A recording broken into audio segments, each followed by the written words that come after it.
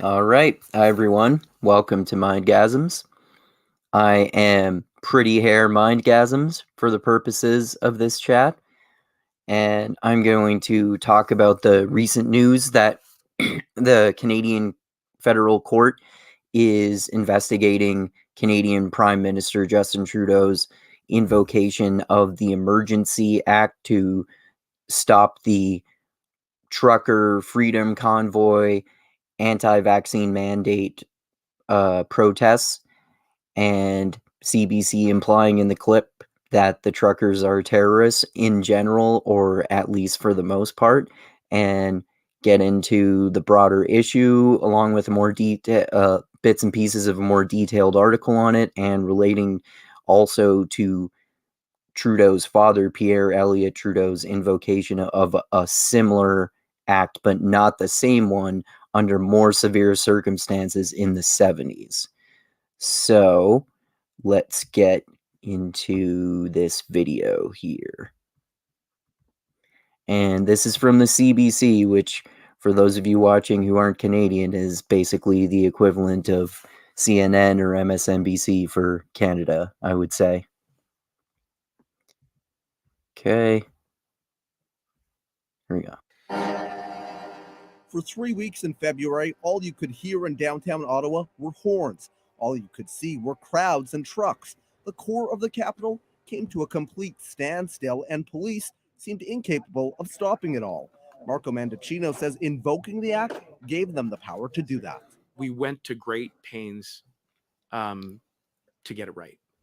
And in retrospect, I do think that the entire episode and the saga does expose a number of questions. Can I infer from your response that all See how fucking careful he's being with his language, so he can't get accused of saying something that he didn't mean to say, or implying something that he didn't mean to imply? Jurisdictions necessary, provincial, municipal, and federal, were coordinated in their advice to invoke the act. There was a very strong consensus that we needed to invoke the act. Okay, so he said there was a very strong consensus, which is not an exact reflection of what how the guy just phrased the question. So it sounds like maybe there was not as much widespread agreement as the guy who was asking the question was claiming, but it could also be more likely that he was just phrasing it that way to try to downplay it. So it could be either way. The heads of the RCMP and Canada's intelligence service were pressed on coordination and sharing of crucial information. The head of CSIS told the committee radical elements attaching themselves to the convoy movement did not come as a surprise. We are constantly... Okay, there you go. Like, they're already burying the lead here. The lead is that the Justin Trudeau invoking the Emergencies Act against the Freedom Convoy truckers who were protesting COVID vaccine mandates, Decepticon vaccine mandates, that it's already being investigated by the Canadian Federal Court. And what I'll get into in this article more is that Trudeau himself started this investigation, but it's not because he felt bad about it necessarily. He was legally compelled to do so. And now they're getting into the terrorist element where, as I mentioned, they're at least implying that all of the protesters or truckers, or at least those people in general, are linked with terrorism in some way. Well, like, I'm not all gung ho, oh, the Freedom Convoy or Heroes of Liberty or shit like that. I mean, it's a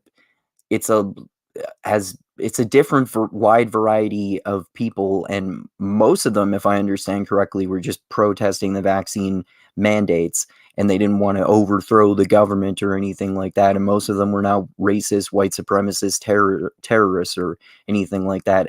And I think actually something like 90%, don't quote me on that, of the protesters were vaccinated, which is slightly higher than the percentage of the overall Canadian population that has been vaccinated, which is somewhere in the 80s, if I remember correctly. Again, don't quote me on that number. But let's get back into this. Looking at the movement of ideologically motivated violent extremists. So we have a fairly good understanding of the dynamics at play. So I would not necessarily say that we're surprised. And the director of CSIS also said it now. See how he said like a bunch of word salad meaning nothing there? We understand the dynamics at play, so we're not surprised. He didn't say why understanding the dynamics at play means that they're not surprised that there are apparently terrorists there. He didn't really give a reason per se. He just kind of gave an excuse.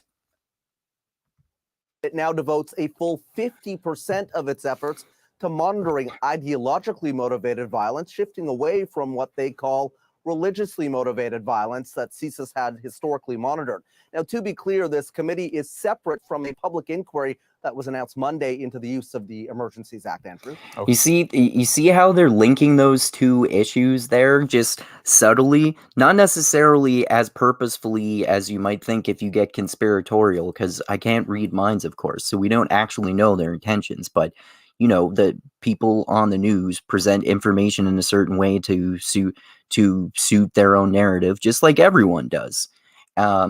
And you know, they placed that he clarified there that this is a separate investigation into ideological movements as opposed to religious movements.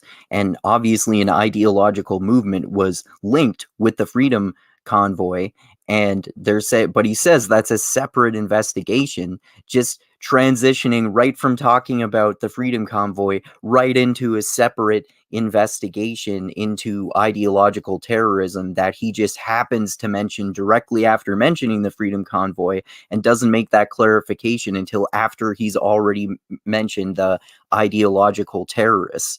And so it adds more strength to the implication that the truckers in the Freedom Convoy were in general, or even perhaps most of them or all of them, were linked with ideological terrorism. Okay, and Travis, there is another rally planned for Ottawa this weekend, right? How likely is it that history could repeat itself there?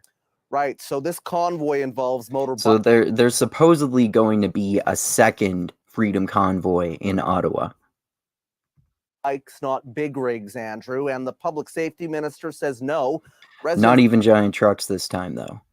Don't need to worry that history will repeat itself, because law enforcement will do its job. Organizers are calling this the Rolling Thunder Convoy. And the Rolling Thunder Convoy, that just sounds like some fucking Mad Max shit, man. That's just hilarious. Plan, according to the organizers, is to, quote, celebrate freedom. Now, Ottawa police... Celebrate freedom. See, even that one. Does that sound anything like overthrowing the government? Hell no. I mean, celebrate freedom could mean a lot of fucking different things, though, to be fair. But that's a far cry from that specific statement, goal of overthrowing the government. And it's why people in Canada have compared the Freedom Convoy to January 6th last year, with Trump supporters storming the Capitol building in Washington, D.C. To block vehicles that are part of the rally from certain parts of the city. And they also say that more officers are going to be on patrol this weekend, Andrew. Okay, Travis Danraj in Ottawa. Thank you. Thank you. Okay, so yeah, as you can see there, they kind of buried the lead, which is that the investigation into Trudeau's invocation of the Emergencies Act to stop the Freedom Convoy is being investigated by Canadian federal court. Now, I'm going to show a little bit of an article from CBC about the same issue, because even in that segment there, or on other reports I've seen on the CBC, they don't mention some of the details in this, even in this article, which is also from the CBC, as I said.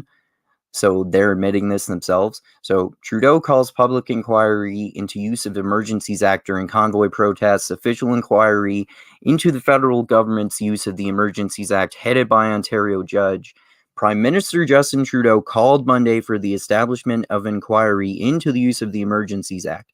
That sounds surprising at first, right? And if that's the only information they give you, you would think, oh, good for Trudeau. He's kind of having like some moral quandaries about invoking the Emergencies Act.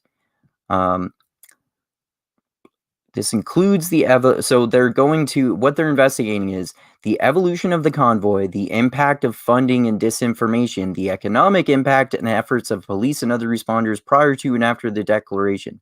So that sounds like other than what, depending on how you look at it, the efforts of police and other responders prior to and after the declaration, that could mean them getting violent with some of the protesters. Now, there are different reports of how violent the cops got in comparison to how violent the protesters got.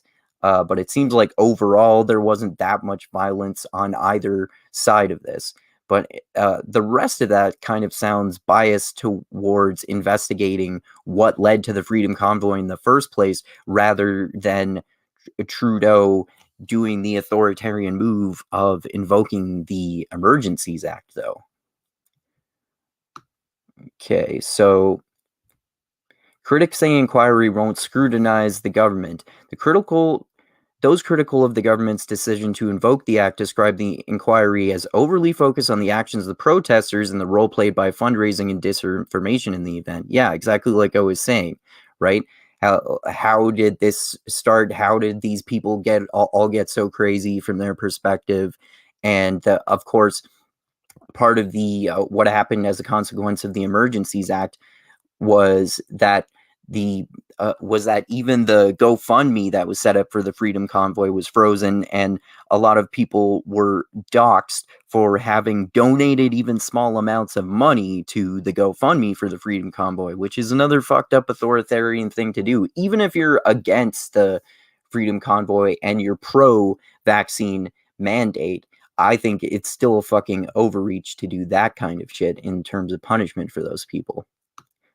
So, the broader context, the Canadian Civil Liberties Association, which is suing the federal government over its decision to invoke the act. See, they don't mention that, do they? Said the inquiry does not appear to be focused on government accountability. So they're agreeing with critics that it focuses on the protesters and disinformation and funding. Of course, disinformation can be an ambiguous term and it can mean whatever does not agree with the mainstream. But of course, at the same time, conspiracy theorists use that as an excuse to peddle whatever fucking wacko shit they want to, like fucking mass formation psychosis bullshit, or that Brett Weinstein was talking about, or Jimmy Dore saying that his critics are fucking CIA operatives or some shit like that. They use that too. So that doesn't mean that anything can be true. But if even the Canadian Civil Liberties Association is agreeing with the critics of Trudeau invoking the Emergencies Act, then that does seem to give the critics of it some merit, I would say. So Trudeau cited serious challenges when invoking the Emergencies Act. I'm not so sure about that. Giving him the benefit of the doubt, maybe he did, but I'm not a fan of him in general, even though I did vote for him the first time. The Emergencies Act was revoked February 20. So this is important here. I alluded to it earlier. The Emergencies Act was revoked February 23rd after police successfully cleared Ottawa streets and ended adjacent protests. By law, an inquiry into the use of the act must be called within 60 days of the declaration being revoked. So props to Trudeau for revoking the Emergencies Act, of course. Credit where credit's due. But he didn't do that necessarily out of some moral quandary with all that. Maybe he did. Like I said, if you give him the benefit of the doubt, let's say he did. But you could easily say that it's at least entirely possible that he only did that because he was legally compelled to do so. Because we know for a fact that he was legally compelled to revoke the use of the Emergencies Act, call a court inquiry into the use of the act within 60 days of the declaration of it being revoked. So he had to do that whether he wanted to or not, of course. When first announced, premiers in Alberta, Saskatchewan, Manitoba, and Quebec expressed concern over invoking the act. Yeah, that makes sense. Alberta and Saskatchewan tend to be more conservative leaning. I think Quebec does too. I'm not sure about Manitoba, but that makes sense. Joint Committee reviewing Emergencies Act in March, a special Joint Committee of 7 MPs and 4 senators started reviewing the use of the Emergencies Act. That committee will meet again Tuesday. That was yesterday as of my recording of this video. Inquiries typically involve witnesses offering testimony, the review of the records, and the use of excerpts to assist parliamentarians. Okay, so anyway, yeah, this is more complex than they're even making it out to be on the CBC News TV show. Even a CBC article about the very same issue gives you a lot more important and crucial details. And also, I wanted to say, I mentioned before in one or two of my videos about this before that the Emergencies Act, the only other time the Emergencies Act has been used was when Trudeau's dad, Pierre Elliot Trudeau, invoked it in the 70s to stop some Quebec separatist terrorists who had kidnapped politicians, to stop them from assassinating these politicians. But I actually got the details wrong about that, because it says in this article that this was Trudeau invoking the Emergencies Act was the first time that has ever been done. This has ever been done in history, and that's because I just confused the Emergencies Act with the act that Pierre Elliot Trudeau, Justin Trudeau's father,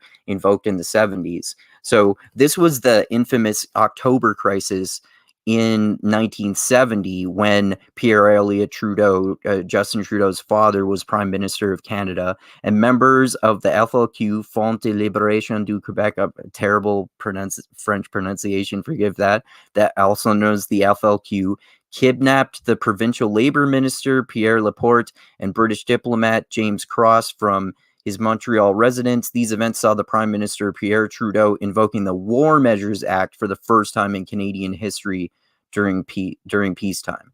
Okay, so I don't know if the War Measures Act has been invoked again since Pierre Elliot Trudeau invoked it in the 70s, but apparently it hasn't.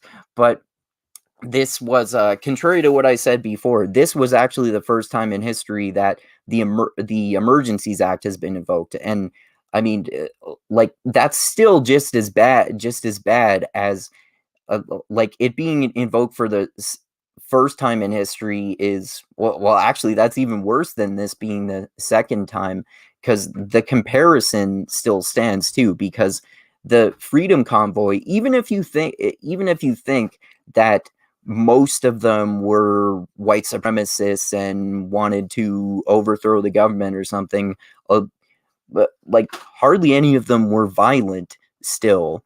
And it seems that I know some people disagree with me about this. And again, I'm not all gung-ho pro Freedom Convoy. I think protests are stupid, but people should be allowed to protest shit if they want to.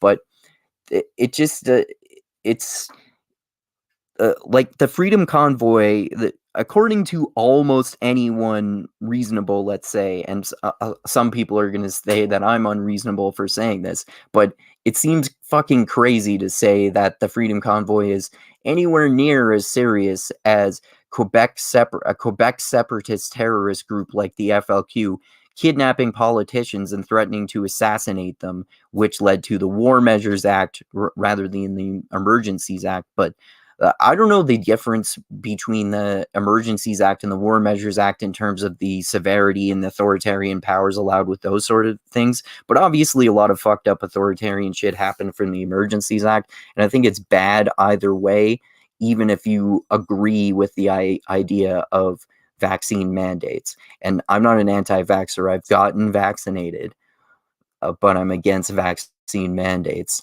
But anyway, yeah, I thought this was important because it shows you how, yes, here, even in Canada, our mainstream media has just as much of an ideological narrative as news stations in the US and everywhere else, like CNN and MSNBC tend to be lefty, and then Fox News tends to be righty.